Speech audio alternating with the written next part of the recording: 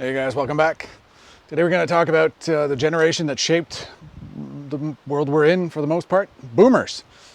Love to hate them, right? We're going to dive a little bit into history because we have a situation right now in our hands when it comes to the job market that sort of mirrors perfectly what the boomers went through. So if we go back to when the first baby boomers started to join the job market, there was a flood of new accessible labor, which caused wages to be pressured down, right? Just simple, probably the simplest economic rule.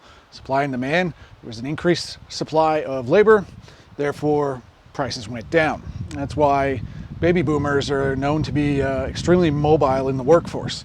They went wherever the work was, and it's not rare if you talk to your fathers or grandparents, that they worked in 2 or 3 different states and different major cities throughout their 20s, 30s, and possibly 40s. And what led to this is they needed to find more work. And not only that, they are the first generation where the women, the spouses, started to join the job market aggressively because of deflated wages. To make ends meet, the mothers had to join the job market, which only made things worse for the salaries because that was more hands and the same amount of work to be done. So they hold the record for that, and also the record for divorces, because that puts a lot of pressure on a young new family, obviously, and then all kinds of dynamics emerge from that.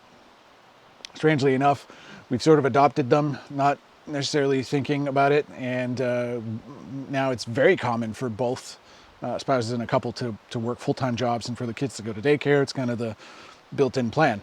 Anyway, moving on, the jobs that boomers were taking back in the day were typically blue-collar jobs. And there was a drought, a shortage of blue-collar jobs, and that's what caused the pivot. They started telling their kids and possibly their grandkids, take a white-collar job, get an office job, get an MBA, get a lawyer, or become a lawyer, become an accountant, become a doctor, or the most common one that I encountered and the one that I was subjected to is become a computer guy. And remember, boomers saw the pivoting of society towards computers the same way our great-grandparents saw pivot from horse and buggy to cars. So it was a bit late for them to do career changes and become computer guys, but they saw it, and for the most part, they told us what to do about it. And that's great. So they suffered a shortage in the blue collars. They told all their kids and grandkids go to the white collar jobs. Now we have the exact same scenario happening in the white collar jobs. Tons and tons and tons of university educated young kids joining the workforce that isn't prepared to give them a job, which means a competing labor market that just deflates wages because there's too many of them with liberal arts degrees competing for the same job, and it'll take 5 years before they make a decent salary because they have no experience, and there are so many of them. So when you compare that to now the good old blue-collar jobs, which are in tremendous shortage, somebody who gets a welding degree, which probably takes about 6 weeks, and joins the job market as an apprentice, makes about as much money as someone with a 4-year university degree and 2 to 3 years experience, maybe even more, but they do so right away. And the demand is increasing and expanding. So anyway, this long story to tell you that we're in a mirrored landscape when it comes to jobs.